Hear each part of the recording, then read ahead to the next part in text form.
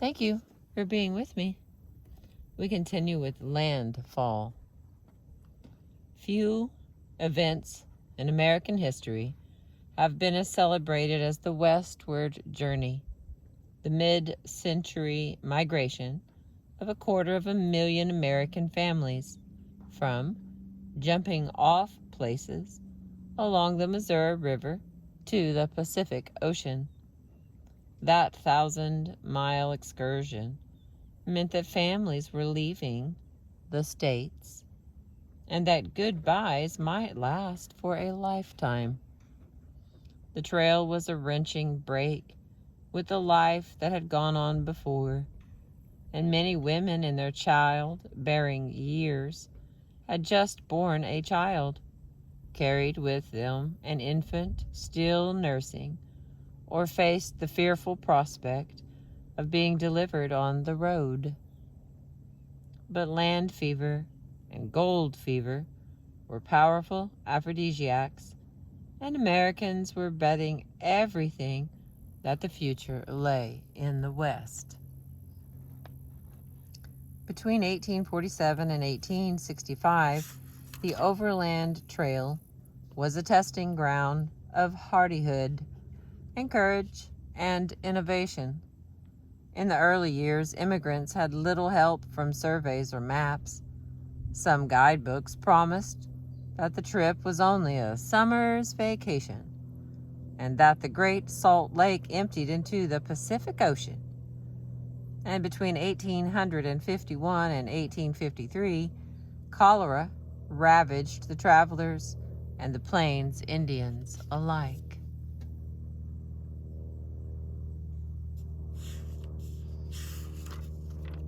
The letters and diaries collected here attest to the fact that the West, wherever one might find it, held very different experiences.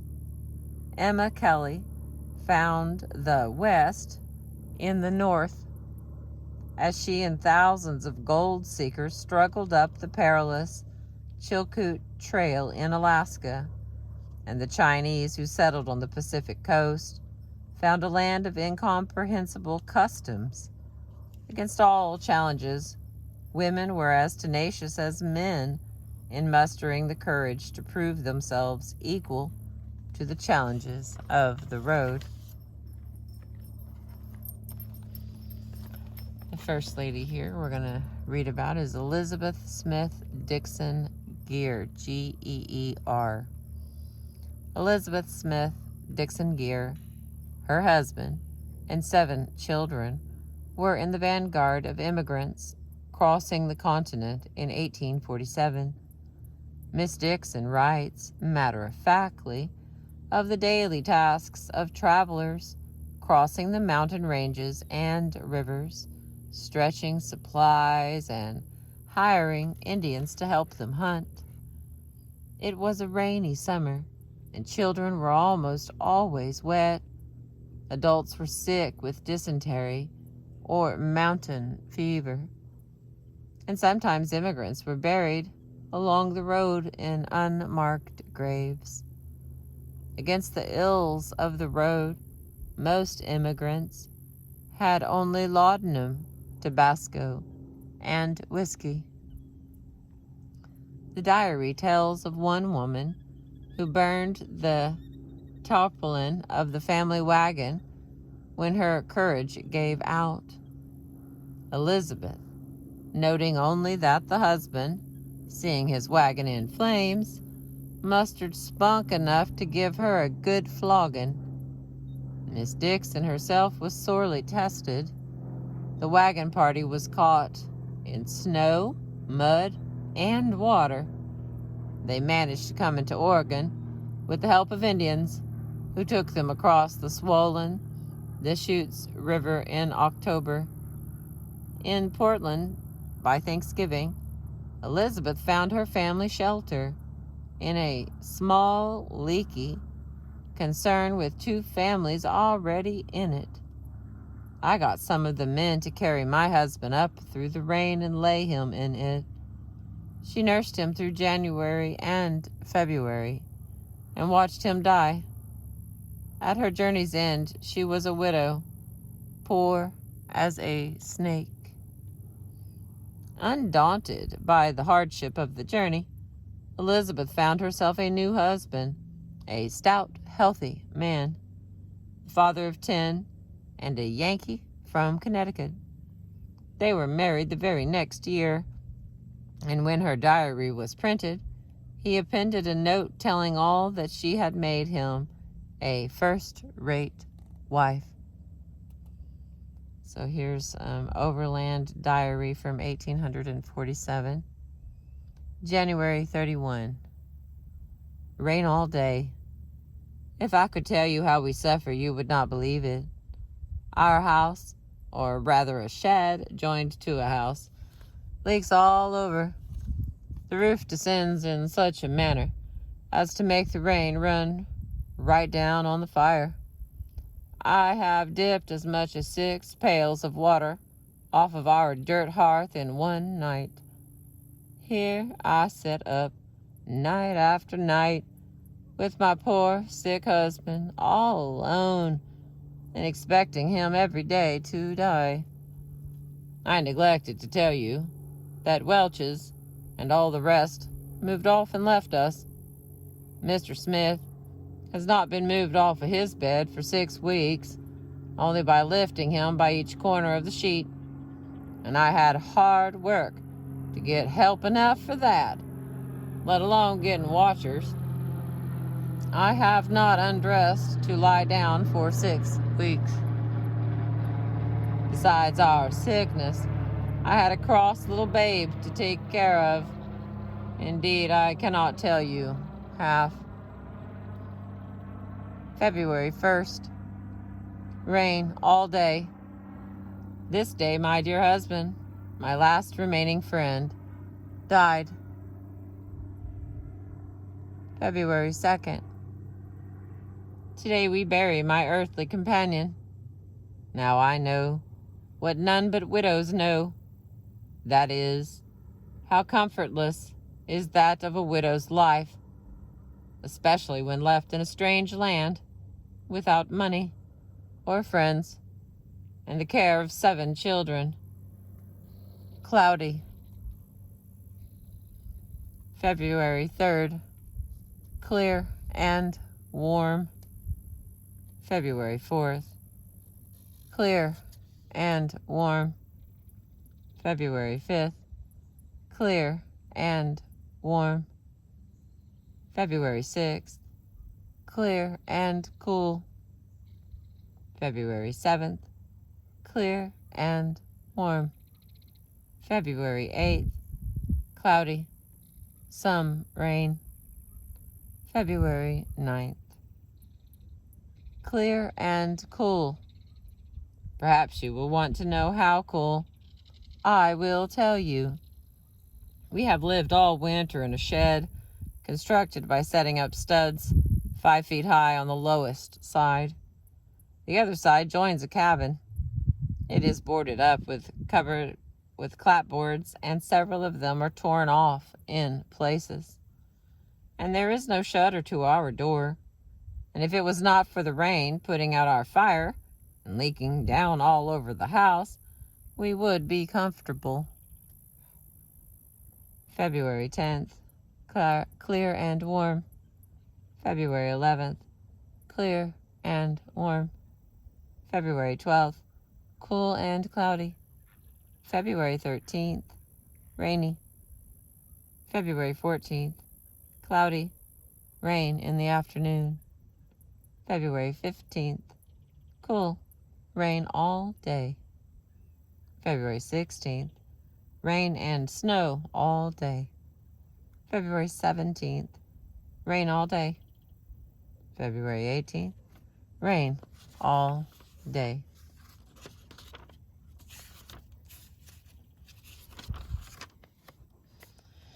February 19th. Rain all day. February 20th. Rain and hail all day. February 21st. Clear and cool. You will think it strange that we do not leave this starved place. The reason is this: the road from here to the country is impassable in the winter, the distance being 12 miles, and because our cattle are yet very weak. February 22nd, clear and cool. February 23rd, clear and cool. February 24th, clear and warm. Today we left Portland at sunrise. Having no one to assist us, we had to leave one wagon and part of our things for the want of teams. We traveled 4 or 5 miles, all the way uphill, and through the thickest woods I ever saw. All fir, from 2 to 6 feet though. All fir, from 2 to 6 feet through, with now and then a scattering cedar and an intolerably bad road. We had to walk. Sometimes I had to place my babe on the ground and help to keep the wagon from turning over. When we got to the top of the mountain, we descended through mud up to the wagon's hubs and over logs 2 feet through, and log bridges torn to pieces in the mud. Sometimes I would be behind, out of sight of the wagons, carrying and tugging my little ones along. Sometimes the boys would stop the teams and come back after us. Made 9 miles. Encamped in thick woods. Found some grass. Unhitched the oxen. Let them feed 2 hours, then chained them to trees. These woods are infested with wild cats, panthers, bears, and wolves. A man told me that he had killed 7 tigers, but they are a species of wolves. We made us a fire and made a bed down on the wet ground, and laid down as happy as circumstances would admit. Glad to think we had escaped from Portland, such a game place. That says from Butteville, Oregon, T.Y. Yamhill County, September 2nd, 1850. Dear and estimable friends, Mrs. Paulina Foster and Mrs. Cynthia Ames. I promised when I saw you last to write you when I got to Oregon, and I done it faithfully. But as I never have received any answer, I do not know whether you got my letter and diary or not. Consequently, I do not know what to write now. I wrote 4 sheets full and sent it to you, but now I have not time to write. I write now to know whether you got my letter, and I will try to state a few things again. My husband was taken sick before we got to any settlement, and never was able to walk afterwards. He died in Portland, on the Willamette River, after an illness of 2 months. I will not attempt to describe my troubles since I saw you. Suffice it to say that I was left a widow with the care of 7 children in a foreign land, without one solitary friend, as one might say, in the land of the living. But this time, I will only endeavor to hold up the bright side of the picture. I lived a widow 1 year and 4 months. My 3 boys started for the gold mines, and it was doubtful to me whether I ever saw them again. Perhaps you will think it strange that I let such young boys go, but I was willing and helped them off in as good a style as I could. They packed through by land. Russell Welch went by water. The boys never saw Russell in the mines. Well, after the boys were gone, it is true, I had plenty of cows and hogs, and plenty of wheat to feed them on, and to make bread. Indeed, I was well off.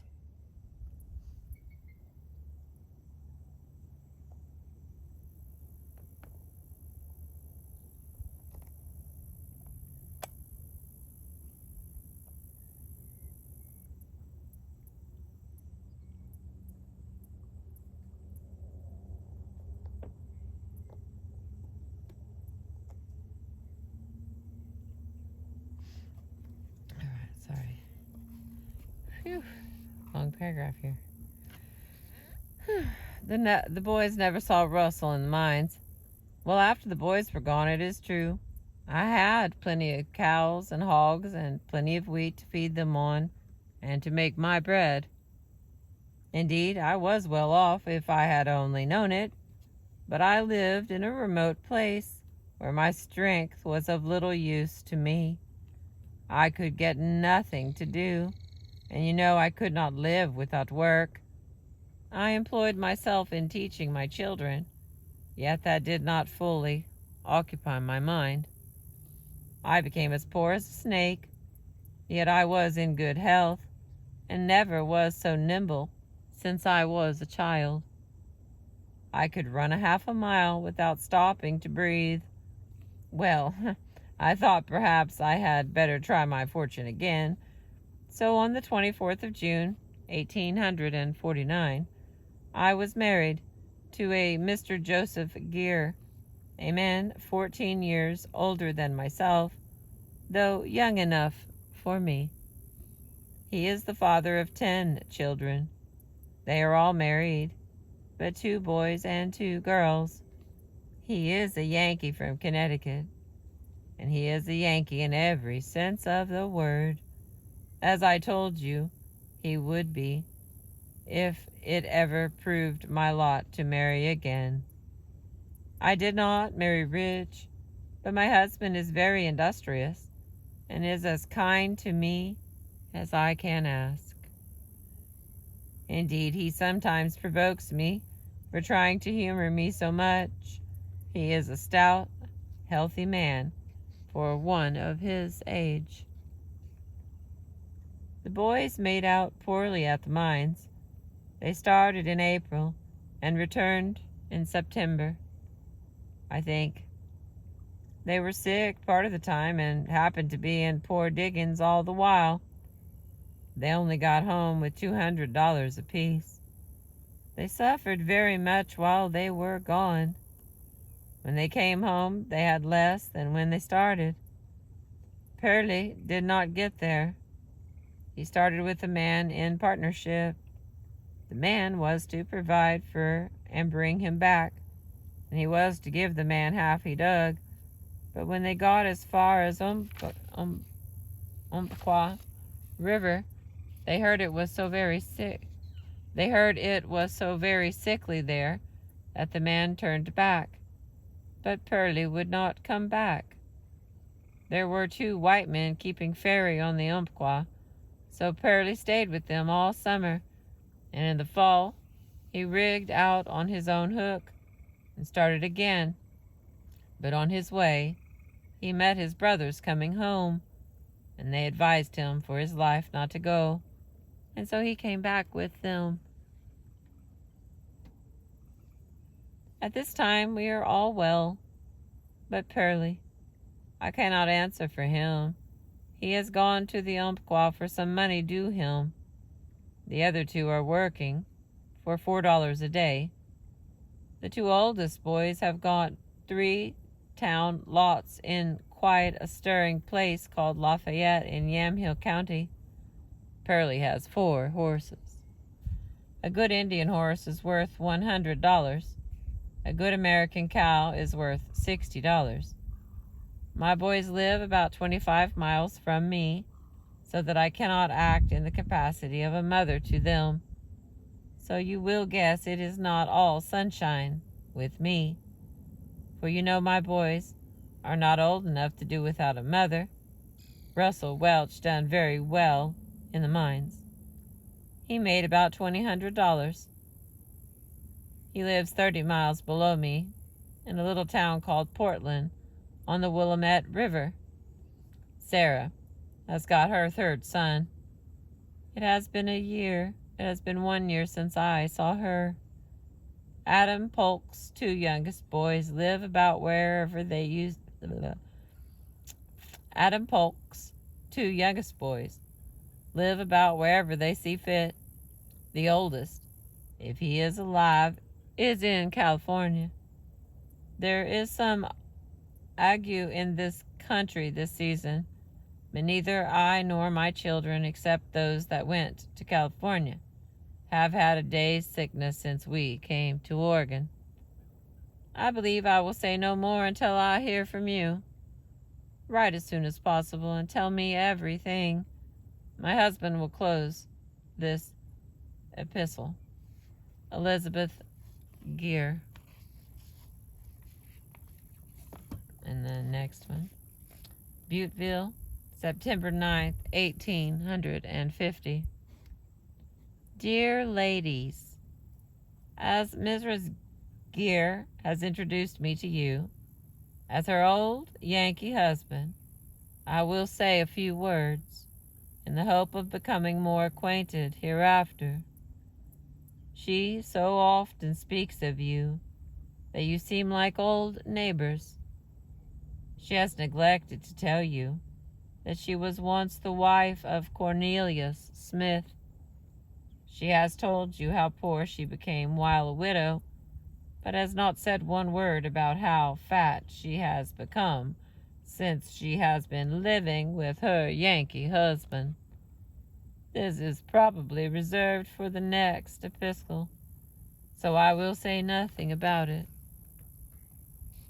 Of her, I will only say she makes me a first-rate wife, industrious, and kind almost to a fault to me, a fault, however, that I can cheerfully overlook, you know. We are not rich, but independent, and live agreeably together, which is enough. We are located on the west bank of the Willamette River, about 20 miles above Oregon City, about 40 yards from the water. A very pleasant situation. Intend putting out a large orchard as soon as I can prepare the ground. Have about 10,000 apple trees and about 200 pear trees on hand. Trees for sale of the best kinds of fruit. Apple trees worth $1 and pears $1.50 apiece. I have not room to give you a description of this, the best country in the world, so I will not attempt it. But if you will answer this, I will give you a more particular account next time.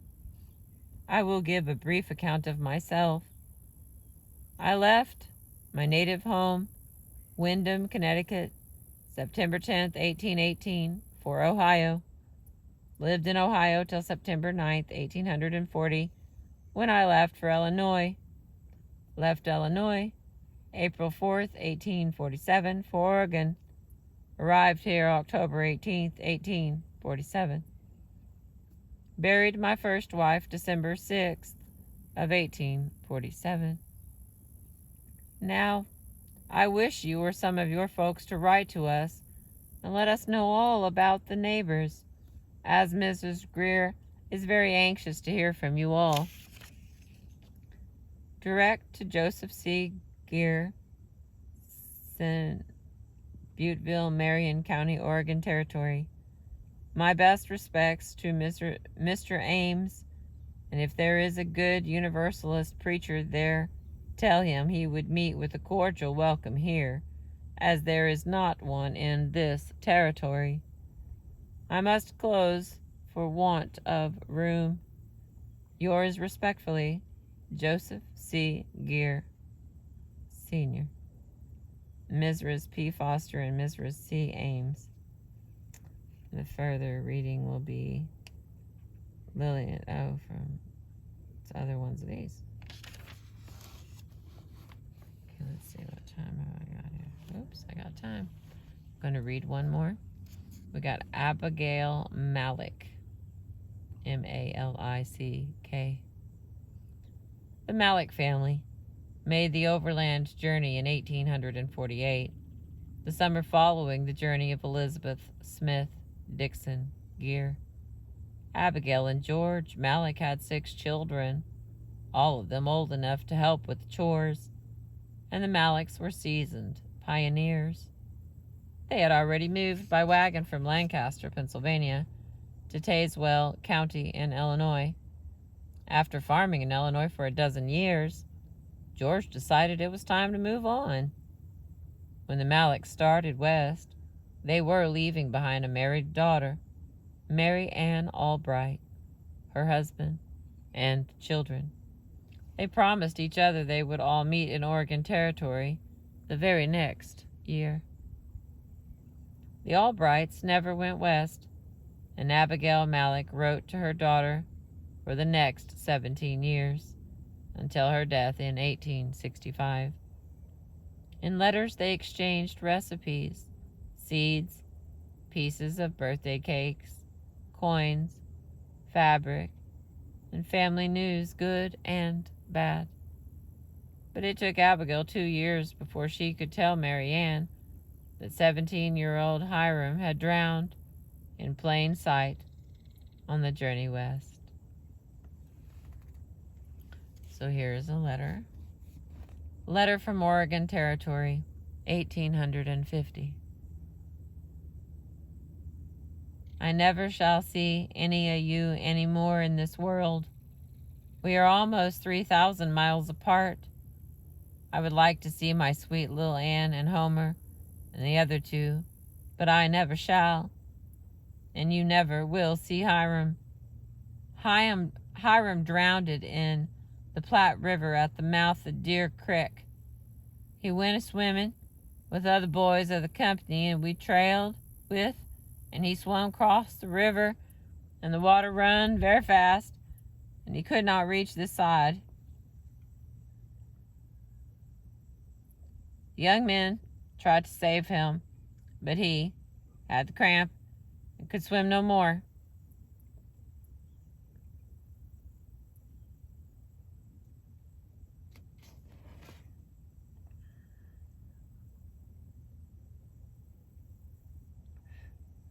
And they said, "Oh, Hiram, do swim." But he said, "I cannot swim any more." And one young man took a pole and started to him, and the water ran so fast that he thought he could not swim any more, so he returned and left him to his fate. And the other boys called to him and said, "Oh, Hiram, oh, swim." And he said, "Oh, my God, I cannot any more."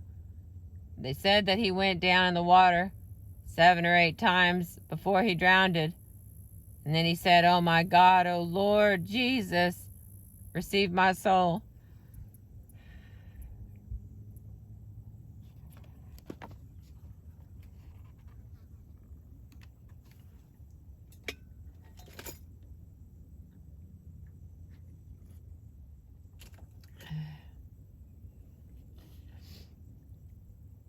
And then he said, "Oh, my God, oh, Lord Jesus, receive my soul, for I am no more."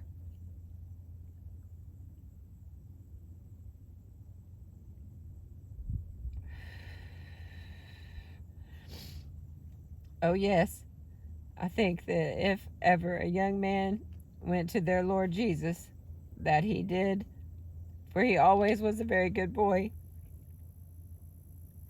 and that all who knew him liked him. So you know all about Hiram's death now.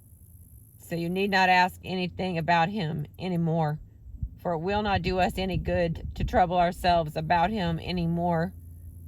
It has almost killed me, but I have to bear it.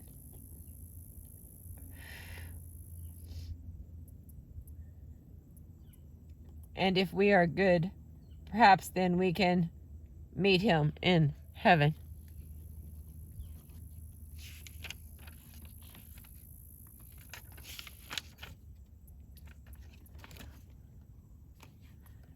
Whew. I think it being written with all the misspellings felt pretty real. Right, let's try another and see if it's somewhat different. This one's not very long. Whew. Gold Rush Woman. And even in Indiana, Margaret Frink heard talk of money in California. She had heard rumors a woman could get $16 a week for cooking for one man. She and her husband joined the rush to the gold fields, and in Sacramento, they built and ran Frink's Hotel. By 1851, they sold the hotel at a profit, left the gulches and the dirty tents and cloth shanties, and set themselves up in a cottage. They ordered built in New England, shipped around Cape Horn, and delivered to Sacramento. Luzina Stanley Wilson heard the clink of coin when she arrived in Nevada City, California, even though it was no more than a row of canvas tents that lined each of the two ravines. The gulches were alive with moving men. When her husband left to find some wood to build them a place to live, Luzina lost no time in setting herself up in business. Here's a little note. As always occurs to the mind of a woman, I thought of taking boarders. There was a hotel nearby, and the men who ate there paid $1 a meal. With my own hands, I chopped steaks, drove them into the ground, and set up my table. I bought provisions at a neighboring store, and when my husband came back at night, he found 20 miners eating at my table. Each man as he rose put $1 in my hand and said I might count on him as a permanent customer. I called my hotel El Dorado. Luzina and her husband served between 75 and 200 boarders at $25 a week. More than an innkeeper, Luzina was a banker, handling gold dust for the men. Here's another note of hers. Many a night have I shut my oven door on 2 milk pans filled high with bags of gold dust, and I have often slept with my mattress lined. I must have had more than $200,000 laying unprotected in my bedroom. In 1849, Mary Jane Maguire and her husband, a physician, left their children with relatives in Maine, took a ship down the Atlantic coast to Panama, where they crossed the isthmus by mule-drawn carriage. Then they continued on the Pacific to San Francisco. Maguire wrote home that women's help is so very scarce that I am in hopes to get a chance by hook or crook to pay my way. A woman that can work will make more money than a man, and I think now that I shall do that, for the quicker the money is made, the sooner we shall meet. In San Francisco, the doctor and his wife opened a hotel. Though the work was stupendous, Mary Jane wrote from San Francisco on June 30th of 1850. Dear daughter, I should like to give you an account of my work, if I could do it justice. We have a store the size of the one we had in Winthrop. In the morning, the boys get up and make a fire by 7 o'clock. When I get up and make the coffee, then I make the biscuit, then I fry the potatoes, then boil 3 pounds of steak and as much liver. While the woman is sweeping and setting the table at 8, the bell rings, and they are eating until 9. I do not sit until they are nearly all done. I try to keep the food warm and in shape, as we put it in small quantities after breakfast. I bake 6 loaves of bread, not very big, then 4 pies, or a pudding. Then we have lamb, for which we have paid $9 a quarter, beef. Then we have lamb, for which we have paid $9 a quarter, beef and pork, baked, turnips, beets, potatoes, radishes, salad, and that everlasting soup. Every day, dine in 2. For tea, we have hash, cold meat, bread, and butter sauce, and some kind of cake.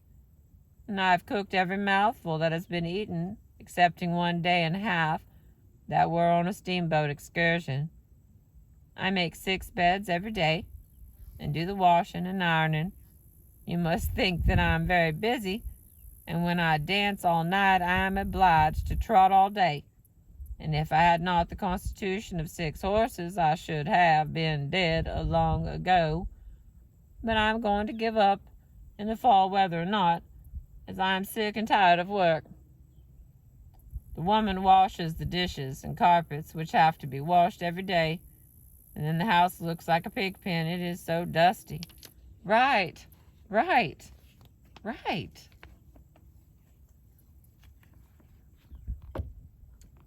Here's what I've been reading. Really? You're not going to come in clear? Okay, there we go.